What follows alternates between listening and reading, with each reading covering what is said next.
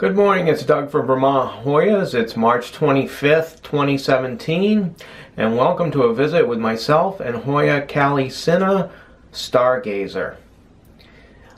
This is an absolutely stunning Hoya. Hoya calycina was discovered in Papua New Guinea in 1913, and the VBN Dutch Cooperative Flower Auctions, it's an umbrella organization, the VBN, for the Dutch flower auctions, were responsible for breeding this amazing Stargazer plant. It was named after the Stargazer lily. Somehow they took Hoya calycina and bred a more floriferous plant with wider petals, with far more red, deep red in the center, hence the name, much like the Stargazer lily. I can't imagine this plant. It was introduced in 2005, and in 2006 27,500 plants were traded through the Dutch flower auctions. So I don't know if they were all over Europe or primarily in the Netherlands. I would like to know, but they don't show up in the US very often. At least I've never seen it. I got this as a cutting a number of years ago from my good friend Julie Kennedy in the UK. If anybody can tell me a little bit more about how they bred this plant, I would really like to know. If it was some kind of hybrid. It's fascinating. Let me back up on this plant. There's at least 100 flowers.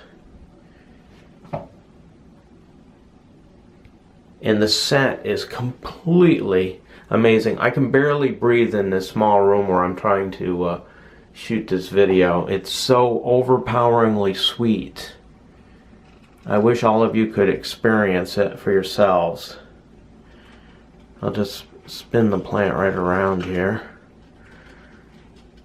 Looks like it wants to get caught on a chain. But the interesting thing about regular Hoya calycina was I've never been able to get it to bloom at any other time other than in the fall or early winter. Here we are into spring, and this thing has fully erupted into flowers. Here's a bunch more buds that have yet to open. It's absolutely amazing. This is a plant that usually does very well for me in the summertime when I get it outside, put it in a greenhouse, and then in the wintertime it does very poorly. It blasted buds all winter long until finally the day length started getting a little longer, and it decided to flower for me, which is also doesn't make any sense at all, because the regular Hoya calycina responds to decreasing daylight, whereas this one flowered for me as the days grew longer.